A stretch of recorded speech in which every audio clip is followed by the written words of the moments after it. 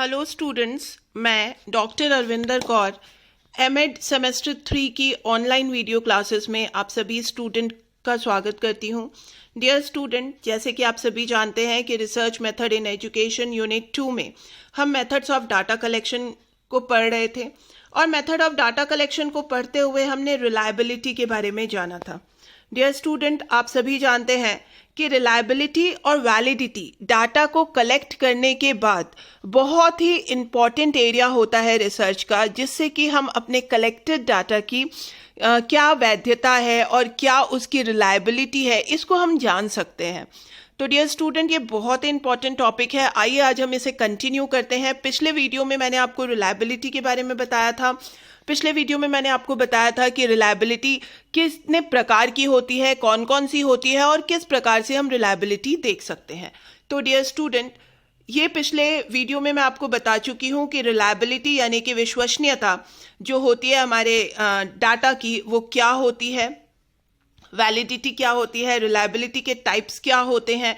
मैंने आपको इन सारे टाइप्स के बारे में बताया था और आपको मैंने ये भी बताया था कि किस तरीके से स्प्लिट हाफ मेथड हम इस्तेमाल करते हैं। डियर स्टूडेंट, आज मैं आपको स्प्लिट हाफ मेथड के कुछ फॉर्मूलाज के बारे में बताती हूँ कि स्प्लिट हाफ मेथड को निकालने के लिए जब भी हमारे पास डाटाज होते हैं तो स्प्लिट हाफ मेथड को इस्तेमाल करके हम किस तरह उस डाटा की या उस डाटा की कंसिस्टेंसी की रिलायबिलिटी चेक करते हैं। तो डियर स्टूडेंट, आइए आज मैं आपको ये 2-3 फॉर्मूलाज के बारे में बताऊंगी। स्प्लिट हाफ मेथड में ये फॉर्मूलाज यूज़ होते हैं। जब भी आपको स्प्लिट हाफ मेथड का इस्तेमाल करना हो तो आप ये फॉर्मूला यूज़ कर सकते हैं। सबसे पहले स्पेरमैन ब्राउन फार्मूला, जो कि ज़्यादातर यूज़ किया जाता है, और इसके अलावा भी 2-3 फार्मूलाज हैं जो हम आगे बात करेंगे। तो आइए स्टूडेंट, सबसे पहले हम स्पेरमैन ब्राउन फार्मूला क्या होता है, कैसे होता है और इससे हम रिलायबिलिटी कैसे फाइंड आउट करते हैं, इसको जानने की कोशिश करते हैं। Spearman Brown formula, dear student, Spearman Brown formula ये है, आप लिख सकते हैं RXS#। ये इसका मतलब होता है full reliability full reliability test. तो dear student, full reliability test, ये फुल रिलायबिलिटी टेस्ट है। फुल रिलायबिलिटी टेस्ट का formula N/R divided by N-1 and R+1 है। ये फुल रिलायबिलिटी टेस्ट इससे चेक होती है और इसको हम कैसे देख सकते हैं।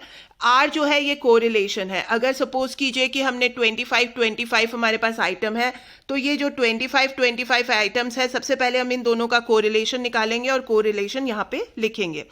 तो कोरिलेशन जब हम लिखेंगे, this is the half test reliability, ये हाफ टेस्ट रिलायबिलिटी का कोरिलेशन होगा, ये R, और number of times we multiply item to get the new test length.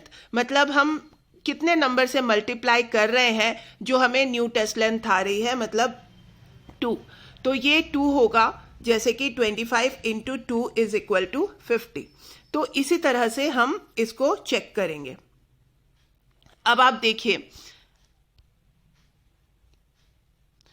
इसको हम कॉमन फॉर्मूला ऐसे लिख सकते हैं 2R डिवाइडेड बाई R+1। जब भी आपको हाफ स्प्लिट मेथड यूज करना हो और आपके पास आइटम सिर्फ 2 ही हों, याद रखिएगा डियर स्टूडेंट, अगर आपके पास आइटम सिर्फ 2 ही हों तो आप ये नीचे वाले 2R divided by R+1 formula को यूज कर सकते हैं। अगर आपने स्प्लिट ज़्यादा किया है, मतलब आइटम को स्प्लिट ज़्यादा किया है, आपके पास 100 आइटम है, उसको आपने 25 करके 4 बार स्प्लिट कर दिया है, तो आप ऊपर वाला फॉर्मूला यूज करेंगे। जहां आपका स्प्लिट सिर्फ 2 ही होगा, वहां आप 2R divided by R+1 formula को यूज करेंगे, और जहां आपकी स्प्लिटिंग ज्यादा होगी वहां पे हम ऊपर वाले जो कॉमन फॉर्मूला है N/R N-1 R+1, इस फॉर्मूला को यूज करेंगे। अब आइए दूसरा फॉर्मूला हम देखते हैं। ये है Cronbach coefficient alpha. Cronbach coefficient alpha formula ऐसी जगहों पे यूज किया जाता है जहां पे हमें बार बार रिलायबिलिटी चेक करनी होती है। जैसे imagine that we compute one split half reliability and then randomly divide the item into another set of split half and recompute. मतलब हमें बार बार रिलायबिलिटी को कैलकुलेट करना होता है and keep doing this until we have computed all the possible split half estimate of reliability. अगर हमारे पास बहुत सारे आइटम्स हैं और उन बहुत सारे आइटम्स में हम बार बार रिलायबिलिटी लगा रहे हैं, हमारी रिलायबिलिटी जो है, सपोज कीजिए कि आपके पास थाउजेंड्स ऑफ एलिमेंट्स हैं और हर 25 एलिमेंट के बाद आप रिलायबिलिटी लगा रहे हैं, हर 25 आइटम के बाद आपको रिलायबिलिटी चेक करने की ज़रूरत पड़ रही है, तो आप क्या करेंगे, कॉर्नबैच कोफिशिएंट अल्फा का फॉर्मूला इस्तेमाल करेंगे। ये अल्फा फॉर्मूला क्या है, n divided by n minus 1 into within a bracket 1 minus summation of vi divided by v test and bracket close. तो इसमें आप देखेंगे कि variance of the score on each question, हर एक क्वेश्चन में जो हमारे स्कोर का वेरिएंस आता है, आपको पता है कि जब हम क्वेश्चन देते हैं तो हमें हर एक क्वेश्चन में स्कोर लेते हैं, तो हमारे हर एक क्वेश्चन में जो स्कोर का डिफरेंस आता है, जो वेरिएंस आ रहा है, वो होगा variance vi, that is the variance of the score on each question, and v test मतलब होता है total variance of overall score on the entire test. जो हमारा टोटल वेरिएंस हो रहा है ओवरऑल स्कोर का, मतलब टोटल टेस्ट का जो हमारा टोटल वेरिएंस है, वो हम वी टेस्ट में लिखेंगे। तो ये हमारा क्रॉनबैच कोफिशिएंट अल्फा आएगा, जहां पे हमें बार बार एक पर्टिकुलर टाइम पे रिलायबिलिटी चेक करने की ज़रूरत पड़ रही है। इसके बाद हमारा एक और फॉर्मूला है जो है कुडर-रिचर्सन फॉर्मूला। कुडर-रिचर्सन फॉर्मूला में दो तरह के फॉर्मूलाज होते हैं, एक है K20 एंड एक है K21। कुडर-रिचर्सन फॉर्मूला को आप ऐसे समझ सकते हैं, Kuder Richardson formula n divided by n minus 1 into within a bracket 1 minus summation of p into q by variance.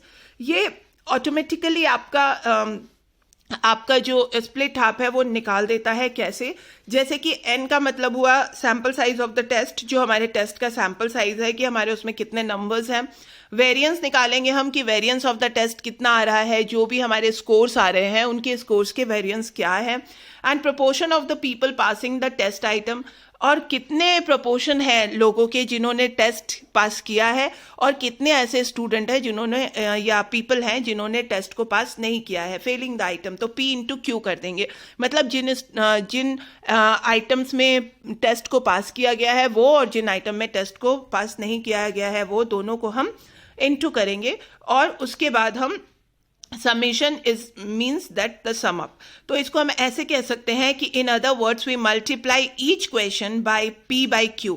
हम हर एक क्वेश्चन को p इंटू क्यू से मल्टीप्लाई करेंगे and then add them all up, और सबको हम add कर देंगे।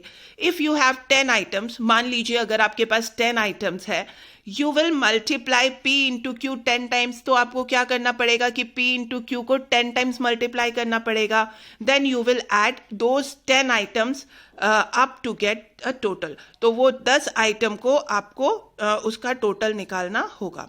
तो ये होगा K20। लेकिन कई बार ऐसा होता है कि क्वेश्चन के जो डिफिकल्टीज लेवल होते हैं वो डिफरेंट भी होते हैं, और कई बार ऐसा ये जो फॉर्मूलाज है KR20, ये अलग अलग डिफिकल्टी लेवल के क्वेश्चंस के लिए है। कई बार क्वेश्चन ऐसे भी होते हैं जिसके कि डिफिकल्टी लेवल बिल्कुल इक्वल होते हैं।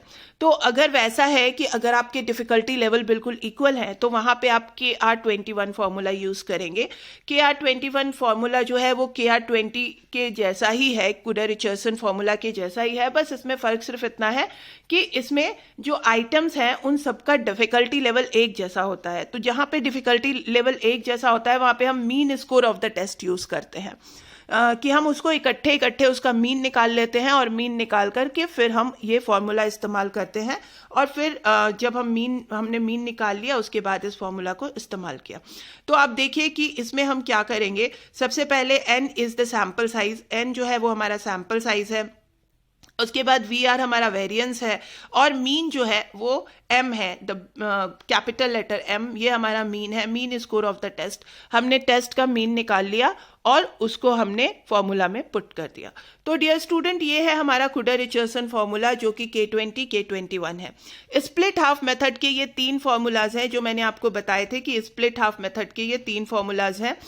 ये तीनों फॉर्मूलाज मैंने आपको बता दिए, Spearman Brown formula and Cronbach coefficient alpha and Kuder Richardson formula. तो आइए अब ये तीन ही फॉर्मूलाज हैं जिसके द्वारा हम रिलायबिलिटी चेक कर सकते हैं स्प्लिट हाफ मेथड के अंतर्गत। आइए आज मैं स्टार्ट करती हूँ वैलिडिटी। वैलिडिटी क्या होती है? डियर स्टूडेंट, मैंने आपको पहले भी बताया था कि वैलिडिटी यानी कि वैधता। वैधता का मतलब होता है it is the degree to which an instrument measures what it is suppose to measure. ये वो डिग्री है जिससे कि कोई भी इंस्ट्रूमेंट जो है वो मेजर करता है जो उसको मेजर करना है। वैधता का मतलब होता है ऐसी डिग्री जिसमें कि इंस्ट्रूमेंट मेजर करता है जो उसको मेजर करना है। It is the correlation of test with some criteria. ये टेस्ट का कोरिलेशन है, मतलब हम किसी भी टेस्ट का कोरिलेशन देखते हैं कुछ सर्टेन क्राइटेरिया के साथ। जैसे कि आप इसको हिंदी में इस प्रकार से समझ सकते हैं, ये वो डिग्री है जिसके लिए उपकरण मापता है। और वो क्या मापता है कि उसे क्या मापना है, मतलब ये देखा जाता है कि जो उपकरण है, जो कि मापने का उपकरण है, मापन विधि है, मापन का उपकरण है, उसे पता है कि उसे क्या मापना है। और ये कुछ कसौटी के साथ परीक्षण का सहसंबंध है, मतलब कोरिलेशन जो है हमारा, it is the correlation of test. Correlation है टेस्ट का कुछ सर्टेन क्राइटेरिया के साथ। A test is valid when it measures truly and accurately the ability or quality one wants to appraise. Test तभी वैलिड होता है जबकि वो मेजर कर सके बिल्कुल ट्रू और एक्यूरेट द एबिलिटी और quality one wants to appraise. आप जिस भी क्वालिटी को या एबिलिटी को अप्रेज करना चाहते हैं, आपका जो टेस्ट है वो वैलिड होना चाहिए, ट्रू होना चाहिए, ये देखने के लिए। तो एक परीक्षण तब मान्य होता है जब वो सही तरीके से नापता है और वो क्षमता और गुणवत्ता जिसे वो चाहता है, मतलब जिस तरह की क्षमता और जिस तरह की गुणवत्ता हम चाहते हैं बिल्कुल वो उसी तरीके से नापे, तो वो टेस्ट जो है वो वैलिड है, वो टेस्ट जो है वो रिलायबल है। Validity refers to the extent to which findings and conclusion of the study are actually measuring that what they claim to be measure। तो वैलिडिटी रेफर्स क्या करता है? वैलिडिटी इस बात से संदर्भित है या इस बात को रेफर करता है कि अध्ययन के निष्कर्ष किस हद तक वास्तव में नापे जा रहे हैं और जो वो नापने का दावा करते हैं। मतलब जो आप ये दावा करते हैं, मतलब ये आप मेज़र करते हैं कि ये जो हम मेज़र कर रहे हैं ये इस चीज़ के लिए मेज़र कर रहे हैं, वो उसी चीज़ को मेज़र करना चाहिए, तो वो होती है हमारी वैलिडिटी। तो डियर स्टूडेंट, ये मैंने आपको बताया कि वैलिडिटी क्या होती है। आइए अब मैं आपको बताती हूँ कि वैलिडिटी के टाइप्स क्या होते हैं। वैलिडिटी यानी कि वैधता, हम जिस भी इंस्ट्रूमेंट को यूज़ कर रहे हैं वो कितना वैध है, वो कितनी हद तक हमारी जो चीज़ें हैं, हमारी जो क्वालिटी है, हमारे जो टेस्ट है उसको वैलिड बता रहा है, किस हद तक नाप रहा है और किस हद तक हमारी स्टडी को वो सही बना रहा है, तो वही हमारी वैलिडिटी होती है। तो आइए वैलिडिटी को मुख्य तौर पर देखिए आप यहाँ। मुख्य तौर पर वैलिडिटी को हमने 4 पार्ट्स में डिवाइड किया है। ये 4 पार्ट्स कौन कौन से हुए, जैसे कि आप यहाँ पे देख रहे हैं, ये 4 पार्ट्स हैं। एक है इंटरनल वैलिडिटी, दूसरी है एक्सटर्नल वैलिडिटी। अब इस एक्सटर्नल वैलिडिटी के अंदर भी 2 वैलिडिटी है, ecological validity and population validity. तीसरा है हमारा नंबर 3 है हमारा टेम्पोरल वैलिडिटी और फिर है हमारा फेस वैलिडिटी आप देख सकते हैं, आभासी वैधता। उसके बाद है टेस्ट वैलिडिटी को हम फिर दोबारा से 3 पार्ट में डिवाइड करते हैं और ये जो 3 पार्ट हैं वो कौन कौन से हैं? ये है construct validity, content validity and criteria validity. तो क्राइटेरियन वैलिडिटी के अंदर भी 2 टेस्ट होते हैं और कंस्ट्रक्ट वैलिडिटी के अंदर भी 2 वैलिडिटीज होती है। कंस्ट्रक्ट वैलिडिटी जो होती है उसके अंदर डिस्क्रिमिनेंट वैलिडिटी आती है, वर्जेंट वैलिडिटी आती है, और जो हमारे क्राइटेरियन वैलिडिटी के अंदर भी 2 वैलिडिटी है, predictive validity and concurrent validity. तो डियर स्टूडेंट, ये सारे वैलिडिटी के टाइप्स हैं जो हमें एक एक करके सभी टाइप्स को जानना है, सभी टाइप्स को समझना है।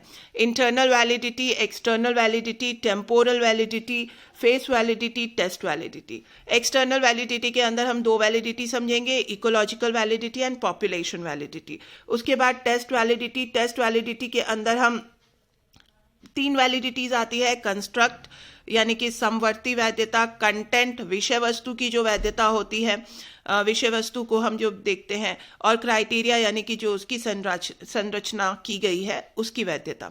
तो कंस्ट्रक्ट वैलिडिटी को भी हम लोग फर्दर 2 पार्ट में डिवाइड करेंगे, discriminant validity and convergent validity. और क्राइटेरियन वैलिडिटी को भी हम लोग 2 पार्ट में आगे डिवाइड करेंगे, predictive validity and concurrent validity. तो डियर स्टूडेंट, ये एक एक करके मैं इन सारी वैलिडिटीज़ के डिटेल के बारे में आपको बताऊंगी, लेकिन ये सारी वैलिडिटी की डिटेल आज के वीडियो में संभव नहीं है। नेक्स्ट क्लास के वीडियो में मैं आपको टाइप्स ऑफ वैलिडिटी बताऊंगी। टाइप्स ऑफ वैलिडिटी को टोटल हम डिस्कस करेंगे नेक्स्ट वीडियो में। आज के वीडियो में इतना ही। आज के वीडियो से रिलेटेड आपको कोई भी कंफ्यूजन हो तो आप अपने सवाल बेझिझक मुझसे करें। Thank you so much.